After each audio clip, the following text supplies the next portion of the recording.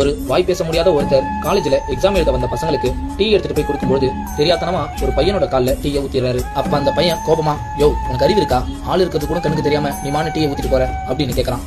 அப்ப அவரும் வாய் பேச முடியாம தவிக்கிறத பார்த்துட்டு என்னையா பேன்னு சொல்லி இருக்கிற, உன்னெல்லாம் எவன் தான் வேலைக்கு வச்சானோ அப்படின்னு திட்டிட்டு போறான். அப்ப அந்த பையனுக்கு ரொம்பவே பசிக்குது. அவனும் சாப்பிடலான்னு போறான். அப்ப அவனோட பர்ஸ் காணாம போயிடுது. அவனுக்கும் அந்த இடம் புதுசுன்றதுனால அங்க இருக்கிறவங்க கிட்ட காசு கேட்கறதுக்கே கூச்சப்பட்டு நிக்கிறான். அவனும் மௌனமா பசியால தவிச்சு போய் உட்காந்துட்டு இருக்கான். அப்ப வாய் பேச முடியாதவர் அங்க வந்து சாப்பாடையும் அது கூட ஒரு காகிதத்தையும் வச்சுட்டு போறாரு. அவனும் அந்த காகிதத்தை எடுத்து படிக்கிறான். என்னால் வாய் பேச முடியாததை நீ கேலி செஞ்சது எனக்கு எந்த ஒரு மன வருத்தமும் இல்லை. ஆனால் உன் மௌனத்தின் வலி எது என நான் புரிந்து கொண்டேன். நன்றாக சாப்பிட்டு நன்றாக தேர்வு எழுது மகனே அப்படின்னு எழுதியிருந்தாரு. அவன் கண் கலங்கிக்கிட்டே அந்த வாய் பேச முடியாதவரை பாக்குறான். ஒருத்தவங்க நம்ம கிட்ட வெறுப்ப காட்டினாங்கன்னா பதிலுக்கு நாமளும் அவங்க கிட்ட வெறுப்ப காட்டணும்னு அவசியம் இல்லை. நீங்க பதிலுக்கு கொஞ்சம் அன்பை மட்டும் காட்டி பாருங்க. பகைவனும் நண்பனா மாறுவான்றதை மறந்துடாதீங்க. இந்த குட்டி ஸ்டோரி பிடிச்சிருந்தா மறக்காம ஒரு லைக் பண்ணுங்க.